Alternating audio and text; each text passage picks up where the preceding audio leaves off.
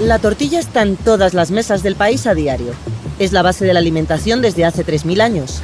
Y las tortillerías son apenas del siglo XX, así que antes, todo a mano. Es un trabajo muy extenuante, sin el cual pues no existiría México, no existiría Guatemala. Es Aurora Gómez, historiadora de la economía y su impacto social, y autora del libro El pan nuestro de cada día, una historia de la tortilla de maíz. Muchas veces cuando pensamos en la historia, vemos a los hombres en las guerras o en el trabajo. ¿Pero quién hacía las tortillas? Exacto, era fundamental para la vida. Ese enorme trabajo que ejercieron todas las mujeres que nos anteceden. En ningún momento se le pasó a ningún hombre por la cabeza ponerse a hacer tortillas. Y no. Encontré un documento de 1808 de un ejército que estaba en Tampico y ellos le escriben al virrey solicitándole que les mande unas mujeres para hacer las tortillas. Al final, ellas ven el trabajo que implica, que no las tratan muy bien y se regan. Y el virrey escribe, bueno, es que lo que no entiendo es por qué no pueden poner a unos soldados a hacer las tortillas. Pero eso ni en 1808 ni ahora. Es algo como una especie de tabú el que un hombre haga una tortilla. Si uno va, digamos, a los restaurantes donde hacen tacos, las mujeres están haciendo las tortillas y ya los hombres le ponen la carnita al taco. Convertir el maíz en tortillas para alimentar a una familia llevaba 5 horas al día. Un trabajo de media jornada. Más de un tercio de ese tiempo las mujeres estaban de rodillas moliendo el maíz, esclavas del metate, hasta que llegó el molino. Esto significó un ahorro importante de trabajo para las mujeres que pudieron dedicar a otras cosas. Muchas mujeres se dedicaban al comercio, a criar animales, a cultivar huertos, a vender artesanías. Las niñas pudieron ir por más tiempo a la escuela. Había una pérdida del patriarcado en cuanto al control que ejercían sobre las mujeres. Uno de los cambios más poderosos en la vida de las mujeres de México. Y se lo vamos a contar.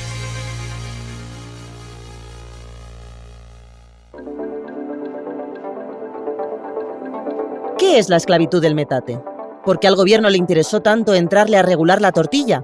¿Se pueden hacer tortillas de calidad para alimentar a todo un país a buen precio? Esto es Pasado Presente, un podcast del Centro de Estudios Históricos del Colegio de México en el que historiadoras e historiadores nos cuentan las bases para entender nuestro presente. Yo soy Paula Vilella y en este episodio platiqué con Aurora Gómez sobre la historia de la tortilla en México.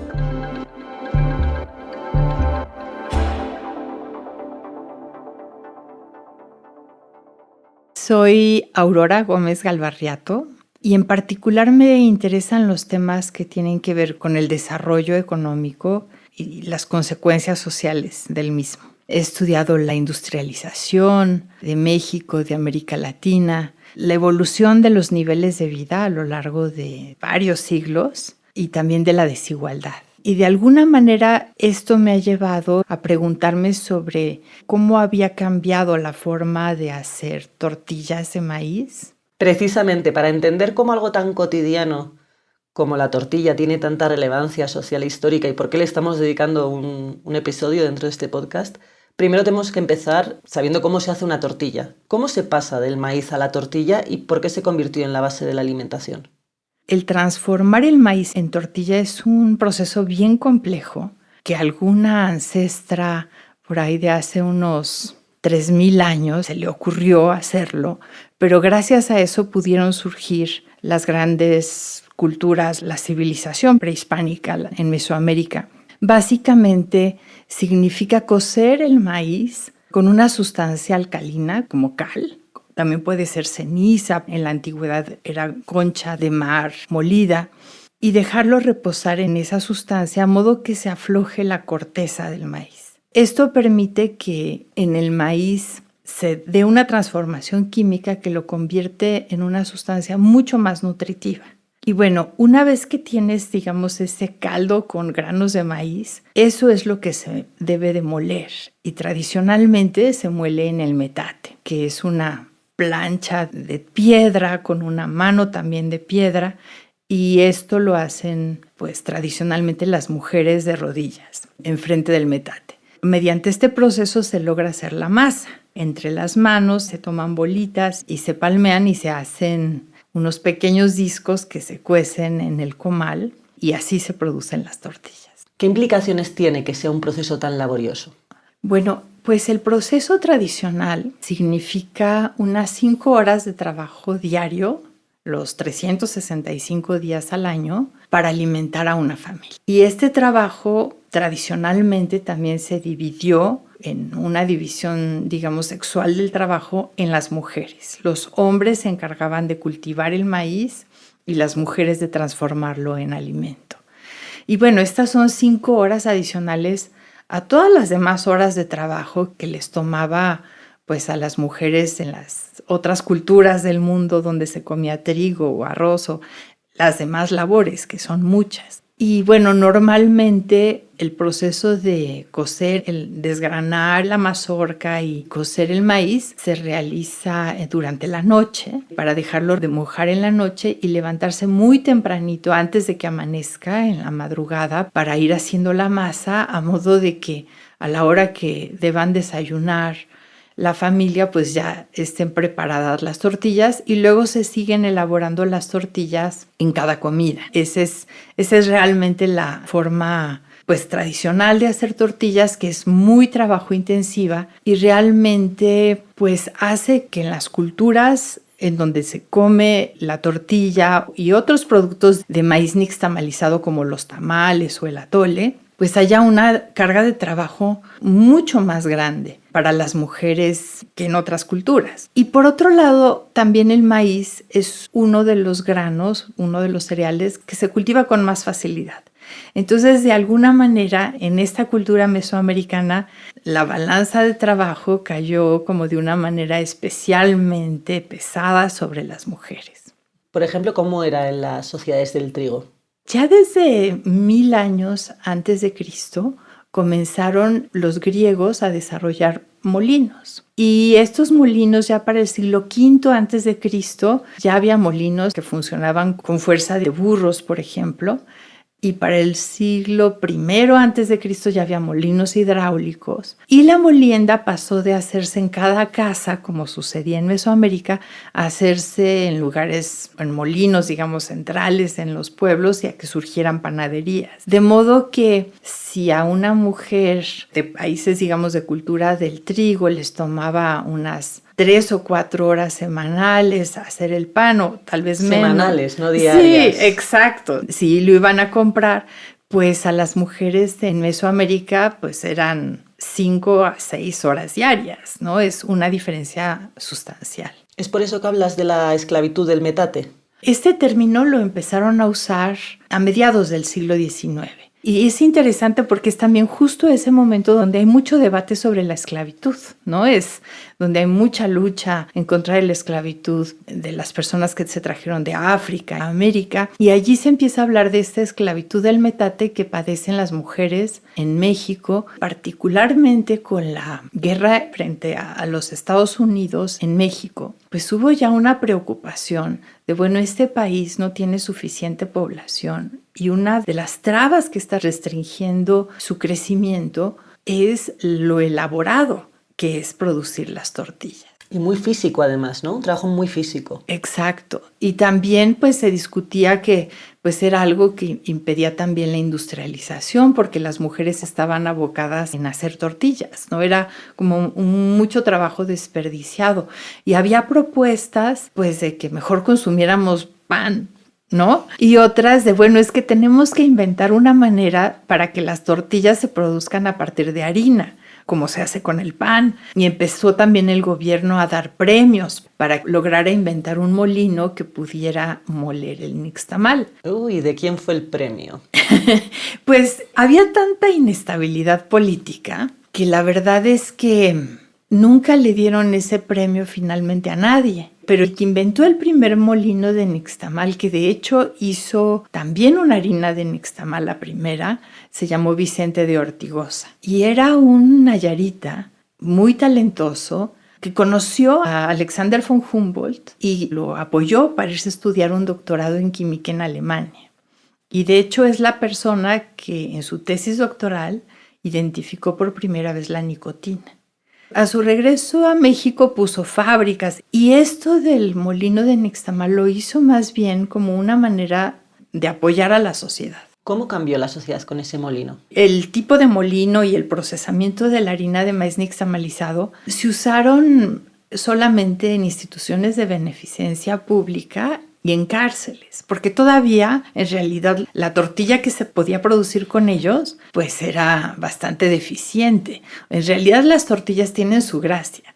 Es muy difícil hacer una tortilla industrialmente que quede blandita, flexible, que no se ponga como cartón muy rápido. Una buena tortilla, vaya. Una buena tortilla. Este invento de Vicente de Ortigosa fue en 1856 y tomó prácticamente el resto del siglo XIX en que varios inventores comenzaron a perfeccionarlos, de modo que realmente la difusión de los molinos y ya su verdadero impacto en la sociedad comienza hasta principios del siglo XX, primero en las grandes ciudades, como la Ciudad de México, y de allí hacia poblados más pequeños. También se pusieron molinos en lugares donde había muchos hombres y pocas mujeres, por ejemplo, en plantaciones, en minas.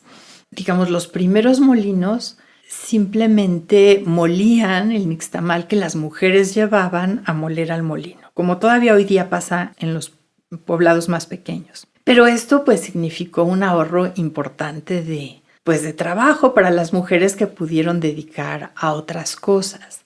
En hacer una tortilla realmente como un poquito más del 70% del tiempo que requiere es la molienda y es lo más pesado. Realmente ya hacer las tortillas a partir de masa que ya está hecha es algo bastante simple. Las máquinas tortilladoras, si bien también empezaron a desarrollarse desde el siglo XIX, eran mucho más complejas y hacer una buena tortilla a partir de masa mecánicamente requirió mucho más conocimiento y desarrollo y perfeccionamiento, de modo que es hasta 1950 que logran hacerlo. Ese sería el segundo cambio tecnológico. Exactamente. En esa primera etapa, algo que surge son tortillerías en las ciudades. Eran negocios puestos por mujeres en las que ellas compraban la masa de un molino y hacían las tortillas a mano. En un principio las mujeres no fueron, digamos, sustituidas completamente de ese trabajo, sino que al contrario les ofreció la posibilidad de establecer estos pequeños negocios. Ahora bien, en los molinos de nixtamal, sí prácticamente, digamos, la mayor parte de la fuerza de trabajo era masculina. Entonces, digamos, se da este proceso de masculinización. Aunque en algunas ciudades como Guadalajara, en general en Jalisco, las mujeres se organizan en sindicatos y reclaman su derecho a laborar en los molinos de nixtamal, y la proporción de mujeres allá que trabajan en los molinos de nixtamal también es más alta. Claro, porque les desplazó entonces a las mujeres. Hay como un efecto muy positivo del ahorro de un trabajo extenuante, pero en la mecanización las mujeres acaban siendo desplazadas. Hay algunos estudios antropológicos, etnológicos que realizaron a principios de siglo y a través de ellos podemos ver cómo ocurren algunos de estos cambios. Por ejemplo, Oscar Luis, quien visitó Tepoztlán hacia 1940, ya había molinos de nixtamal en uso y él preguntó, bueno, ¿y qué pasó? ¿No? Porque otro antropólogo que había ido antes había encontrado que esos otros molinos habían cerrado. Y le explicaron que en realidad tuvo que haber una, que le llamaban como una revolución de las mujeres, en donde realmente se organizaron para usar los molinos, porque sus maridos no les dejaban hacerlo. Decían, no, van a tener demasiado tiempo de ocio y van a tener amantes y cosas así. Y lo que encontró Oscar Luis es que ahora muchas mujeres se dedicaban al comercio, a criar animales, a cultivar huertos, a vender artesanías. Muchas veces las iban a vender a Cuernavaca porque también por ese periodo se establecían ya rutas de camiones y carretera. Todo esto en ese momento que fue Oscar Luis generaba mucha tensión entre las parejas, como que había una pérdida del patriarcado en cuanto al control que ejercían sobre las mujeres. Era tan difícil el trabajo de hacer tortillas que era necesario que las jóvenes lo hicieran. Entonces primero lo hacían las hijas y después las nueras, porque las viejas pues ya no podían hacer ese trabajo. Pero entonces yo digo que era una doble esclavitud, como la esclavitud del metate y la esclavitud de la suegra. Sí. O sea que realmente el molino cambió la vida de las mujeres de México. Sí. Con esta división sexual del trabajo también eran las mujeres las que llevaban el nixtamal al molino. Y en esa cola del molino era como un espacio de sociabilidad de mujeres que no tenían antes. Como la fuente, como ir por agua a la fuente. Exacto. Y entonces, de hecho, en México hay un dicho que todavía se usa en algunos lugares, que si no sabes una noticia que todo mundo sabe, la gente dice, no, es que hoy no fui al molino. También, en realidad, uno observa un cambio en que las niñas pudieron ir a la escuela y también por más tiempo a la escuela. Porque no tenían que dedicarse a las tortillas. Exactamente. Incluso empiezan a surgir las familias nucleares, o sea, vivir las parejas en su propia casa, cosa que no pasaba antes. Entonces, realmente es una transformación enorme. Digamos que la principal ocupación de las mujeres era hacer tortillas y era una ocupación fundamental y también una ocupación que debemos reconocer porque es un trabajo muy extenuante sin el cual pues no existiría México. No existiría Guatemala. Muchas veces cuando pensamos en la historia vemos a los hombres en las guerras o en el trabajo y las mujeres, ¿quién sabe ¿Pero qué quién están hacía las haciendo? tortillas? Exacto, era fundamental para la vida. Debemos de pensar en ese enorme trabajo que ejercieron todas las mujeres que nos anteceden en estos países, nuestras abuelas y bisabuelas, etcétera, pues para alimentarnos. En ningún momento se le pasó a ningún hombre por la cabeza ponerse a hacer tortillas. Y no, fíjate que incluso, encontré un documento de 1808 de un comandante Garrote, que era un cuerpo del ejército que estaba en Tampico, y ellos le escriben al virrey solicitándole que les mande unas mujeres para hacer las tortillas. Y era bien difícil conseguirlos. En ese momento, pues Tampico era un lugar muy pequeñito, y tienen que conseguir mujeres indígenas de varios pueblos y finalmente vienen, pero pasan muchas cosas. Total que al final ellas ven el trabajo que implica, que no las tratan muy bien y se regresan. Y el virrey escribe, es que lo que no entiendo es por qué no pueden poner a unos soldados a hacer las tortillas. Desde tiempos prehispánicos se forjó esta división sexual del trabajo. Era un asunto que los hombres se negaban a hacer. Y es algo inscrito tan profundamente en la cultura que incluso hoy día, si uno va, digamos, a los restaurantes donde hacen tacos, por ejemplo, que hacen ahí las tortillas, las mujeres están haciendo las tortillas y ya los hombres le ponen la carnita al taco. De hecho, a mí como extranjera me llama mucho la atención que en los puestos callejeros, banqueteros, las mujeres venden quesadillas, los hombres son taqueros, pero nunca al revés, o casi nunca al revés. ¿Viene de ahí también? Exactamente, sí. Juan Pedro Viqueira tiene un trabajo sobre esto, cómo incluso hoy día es algo como una especie de tabú el que un hombre haga una tortilla. Por ejemplo, en comunidades de mayas en Guatemala, incluso el tabú es de que un hombre, digamos, tiene una maldición si toca un metate que ya se haya usado. Y la maldición es que si lo hacen van a tener puras hijas, no van a tener ningún hijo. Pues comerá muchas tortillas ese hombre a lo largo de su vida. Es una maldición bastante bien pensada porque... En realidad la maldición sería que te tocaran solo hijos, porque a ver cómo comes tortillas ahí. No, porque el problema es que las hijas se van en esas culturas a vivir a la casa del marido. Entonces realmente se quedarían sin ninguna nuera que viniera a hacer las tortillas. Uf, qué enrevesado es todo. Sí. Oye, Aurora, antes nos estabas adelantando un poco los cambios tecnológicos que siguieron al molino. ¿Qué vino después? ¿Algún otro cambio tecnológico que supuso un impacto en la sociedad?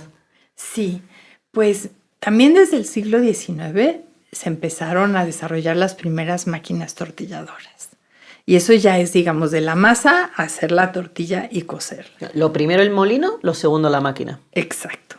Y también el hacer harina, el hacer una harina a partir de la cual se puedan hacer las tortillas. Pero bueno, el problema con las máquinas tortilladoras es que realmente es un proceso mucho más complejo, que es aplastar la masa y hacer los discos y luego cocerlos y darles 3 vueltas para que queden como debe quedar una tortilla. Y esto no salía bien. Las tortillas no quedaban bien hechas. De modo que estas primeras máquinas tortilladoras realmente donde empezaron a adquirirlas y tener éxito fue en Estados Unidos. Porque allí había inmigrantes mexicanos que pues no tenían manera de conseguir tortillas a mano y pues ellos sí estaban dispuestos a comer las tortillas de máquina. Y eso fue importante para que hubiera un desarrollo de las máquinas tortilladoras. Y de hecho algunos inventos de las máquinas tortilladoras los hicieron mexicanos que vivían en San Antonio, Texas, que vivían en Los Ángeles, California. Esos mexicanos que vivían en Estados Unidos fueron importantes para generar la demanda de estos aparatos, porque un gran problema también tenía que ver con el salario de las mujeres. Siendo tan bajo y siendo que ya de la masa a la tortilla no es tanto trabajo el que hay que hacer, pues realmente digamos como que no había tanto incentivo, ¿no?, a hacerlo, pero además tecnológicamente fue complicado. Y fue hasta 1950 que un industrial, Fausto Celorio, se le ocurrió contratar a 2 chamacos que estaban recién egresando del Instituto Politécnico Nacional de la Escuela de Mecánica, Ingeniería Mecánica, y Alfonso Gándara y Óscar Verástegui, que dieron con algo que se llamó el proceso de extrusión, que es como lo que se hace con la masa de los churros.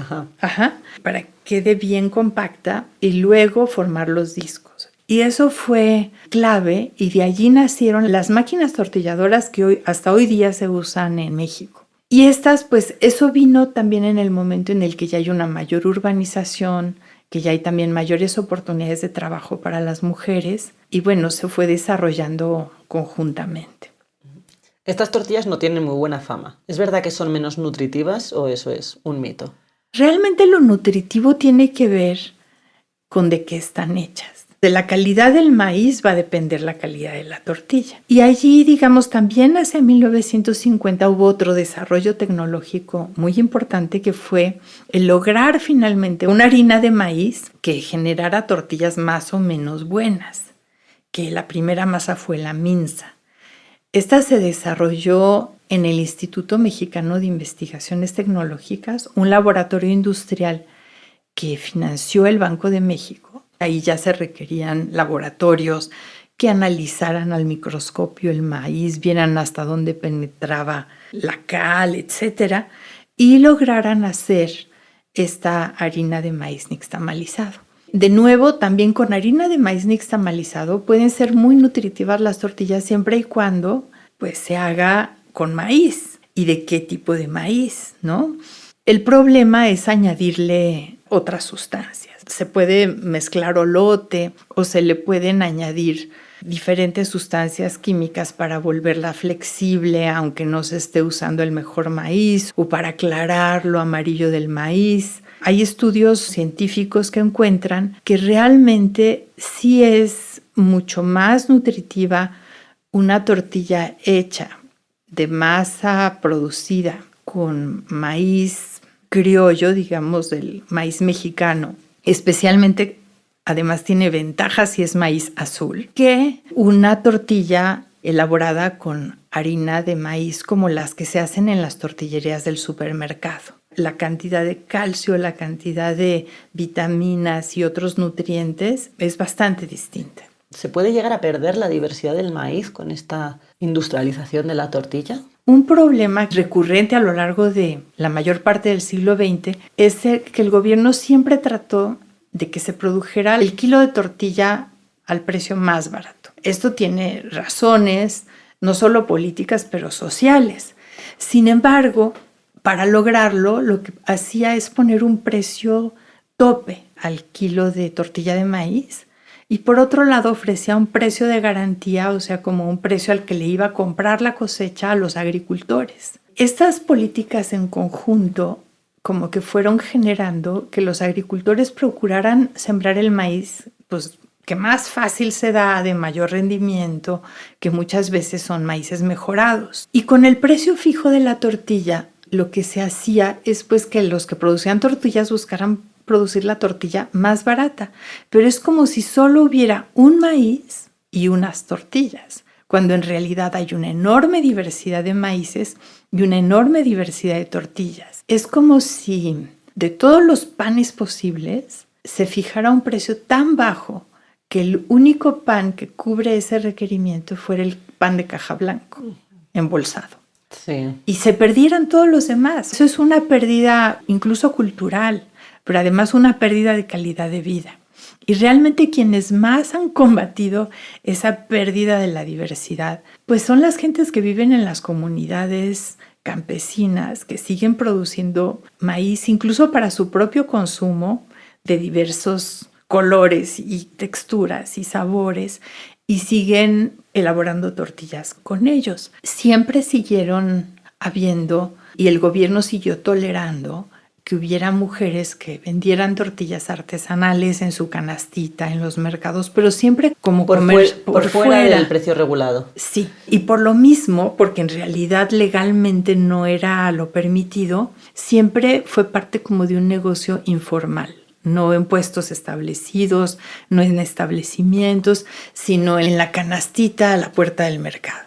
Y bueno, eso ha preservado tortillas diferentes y también la producción de maíces diferentes. Hoy día para muchas comunidades, por ejemplo de Oaxaca, en donde los maridos se han ido fuera de México a trabajar, parte de lo que han hecho para sobrevivir de la precariedad del campo ha sido producir tortillas para vender en las ciudades, por ejemplo en la ciudad de Oaxaca. Y eso ha mantenido una cierta diversidad de tortillas, pero en realidad la política gubernamental ha sido al revés. ¿Por qué las políticas públicas se han centrado más en los precios y no tanto en los ingredientes? En el fondo, parte de una desvalorización de lo indígena, como que lo indígena es contradictorio a lo moderno. Entonces, para ser modernos tenemos como que erradicar lo indígena. En vez de pensar que lo indígena nos genera una riqueza cultural, culinaria, en términos de biodiversidad, etcétera, y que si logramos abrazarla e incorporarla a un proyecto de modernidad que la incluya, realmente es como lograremos un verdadero desarrollo. La tortilla ha sido menospreciada. Pues lo importante es que haya tortillas baratas y la calidad realmente no importa. En realidad, la calidad de la tortilla, quien más la valora, es precisamente los campesinos, la gente que está, digamos, más ligada a las tradiciones, ¿no? Y son capaces de gastar muchas horas, mucho trabajo en conseguir una buena tortilla. Es importante el no perder esa capacidad de valorarlo. Y yo creo que en las políticas no fue valorado. Y lo moderno pues es al final que toda la tortilla se hace con harina de maíz nixtamalizado y pues si el maíz es el más barato en Estados Unidos, pues que ese se importe y que ese usemos. Y pues los campesinos que se dedicaban a cultivar el maíz, pues a ver a qué se van a dedicar ahora, pues ya encontrarán. Tal vez en los años 90 podía creerse que eso podía funcionar. Hoy día sabemos que eso no funcionó. Y que tenemos que encontrar otras maneras de lograr un desarrollo pues, más equitativo y también más sustentable. ¿De dónde viene el interés del gobierno? ¿Cuándo empezó a interesarse por regular la tortilla?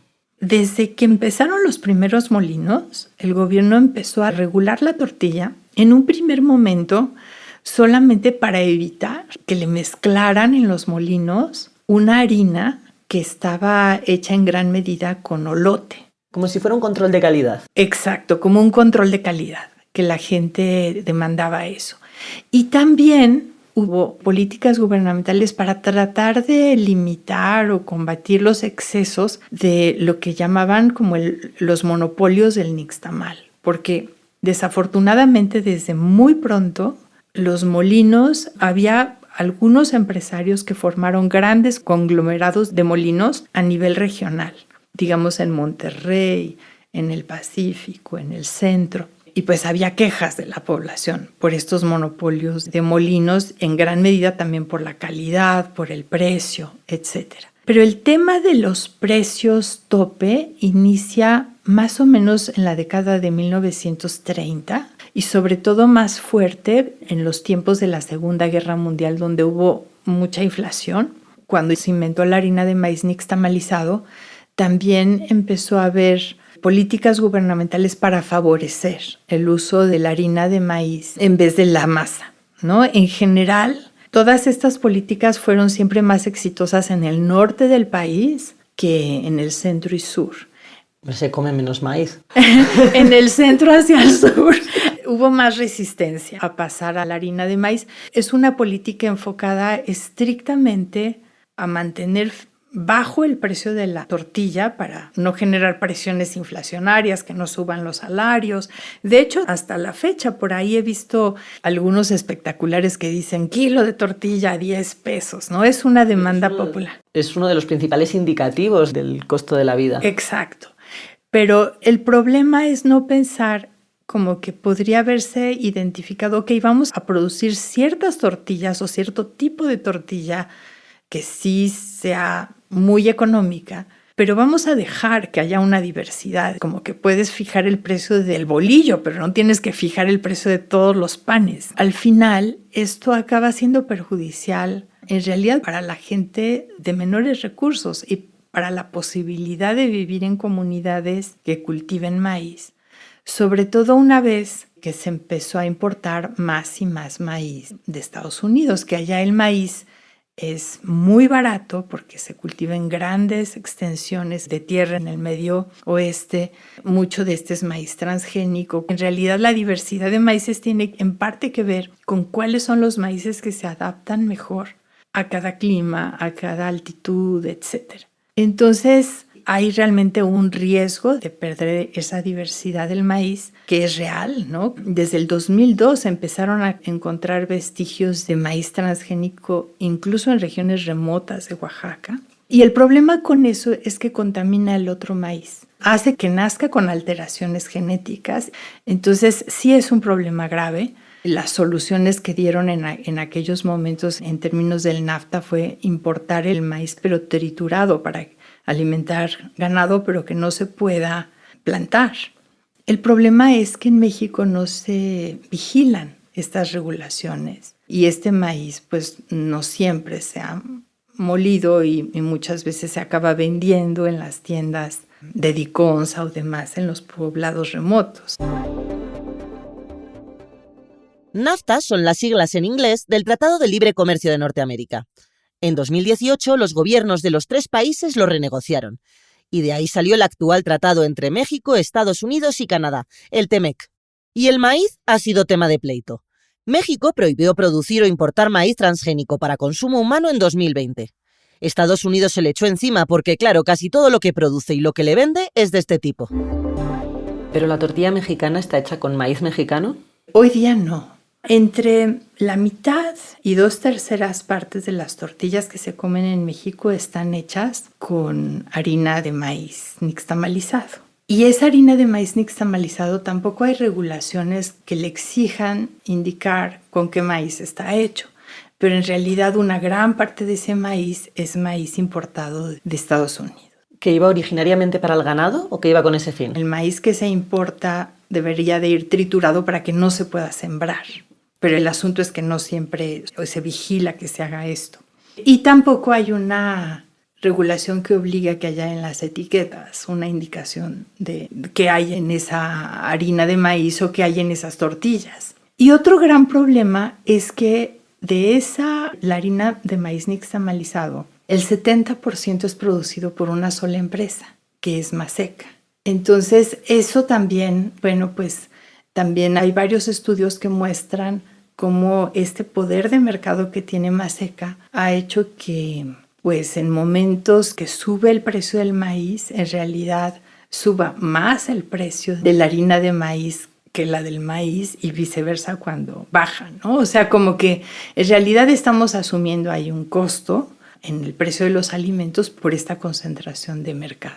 Oye, Aurora, ¿y se puede hacer tortilla de calidad con maíz mexicano para alimentar a un país entero sin dedicar 5 horas al día y que se pueda pagar? Ponerse a moler en el metate no es opción. La masa producida en los molinos pues es una gran solución y así tendría que hacerse. Incluso las tortillas que vienen de tortillerías o incluso las tortillas que vienen de harina de maíz nixtamalizado. El asunto es, ahora sí, de qué maíz están hechos, ¿no? Y allí yo creo que, como en muchos otros productos, el asunto es permitir que haya una diversidad, como con el café. Pues tú puedes tomarte tu café hecho con café instantáneo de polvo o puedes buscar un café que está cultivado en las alturas del, no sé, Coatepec y tú molértelo en tu casa. El hecho de que uno pueda consumir este otro tipo de café permite que haya agricultores que puedan dedicarse a producir ese tipo de café. En México tampoco es que necesitas que todas las tortillas sean hechas con maíz orgánico producido en las comunidades de la Sierra de Chiapas, ¿no? Pero sí debería de haber una opción para quien quiere hacerlo y además disfruta del sabor de una mucho mejor tortilla, pues tenga la posibilidad de hacerlo, que tampoco es que es tanto más caro. Hay muchos consumos que hace la población de clase media que son mayores lujos, ¿no? Como comprarse un helado, porque al final digamos que acaban siendo políticas que perjudican a los sectores que de alguna manera querían beneficiar, ¿no? Porque al final, ¿de qué te sirve que la tortilla sea muy barata si tú te tienes que ir de tu pueblo porque no hay trabajo allí y ya nadie te paga para el maíz que puedes producir allí, ¿no? Entonces, es un equilibrio. ¿Crees que está habiendo como una revalorización de la tortilla bien hecha, artesanal, en ciertos grupos sociales, igual más urbanos, Pues más de clase alta, que antes no le prestaban tanta atención a esto? empieza, pero de una manera todavía muy, muy limitada. Podría extenderse más, porque tampoco tienen que ser las tortillas carísimas, por ejemplo, gourmet. Solo puedes encontrar en una boutique en La Condesa para poder adquirirlas. Sí serviría que hubiera políticas gubernamentales en torno a eso. Por ejemplo, de darle espacio a las mujeres que venden sus tortillas artesanales, que ya no sea como una cosa informal y marginal. Yo creo que además es un producto que la gente valora porque en realidad sí es un sabor distinto. La gente que ha probado una buena tortilla las busca. Por eso la gente de la ciudad de Oaxaca busca comprar tortillas artesanales. En cambio, la gente que nunca las ha probado, pues le da lo mismo, ¿no? Como una tortilla es una tortilla y una es lo mismo que otra. Pero eso es una pérdida cultural. Bueno, ¿y qué tal la expansión mundial de la tortilla? Más allá de Estados Unidos, que obviamente siempre ha tenido una gran presencia mexicana, pero ya en otros países, ya prácticamente en cualquier menú te encuentras algún taco. ¿Crees que esto va a afectar de alguna manera? Es un fenómeno que en realidad inicia con los inmigrantes mexicanos de Estados Unidos, pero después va más allá de eso. Y en realidad es esta propia empresa Maseca quien ha generado mucho esa expansión de la tortilla. Bueno, primero se comenzó a globalizar hacia Centroamérica y hacia Estados Unidos. Cada vez personas que no son de origen mexicano consumen más tortilla, ¿no? Tanto de harina de maíz como de harina de trigo, y es un negocio fuertísimo. Gruma, que es como se llama el consorcio, digamos, el grupo industrial del que Maseca es parte, tiene una expansión en Europa, en Asia, en Medio Oriente. Es algo muy impresionante. Y bueno, allí tal vez, digamos, como que lo que habría que buscar es el difundir la cocina mexicana verdadera, ¿no? Porque realmente la cocina mexicana que uno encuentra generalmente en otros lugares es más una cocina como Tex-Mex, ¿no? Entonces, yo creo que ese es un reto que tenemos los mexicanos. ¿Cómo puede ser que teniendo una de las grandes cocinas del mundo, que no hayamos tenido una capacidad de difundir esta cocina de una manera que realmente refleje lo que es la cocina mexicana?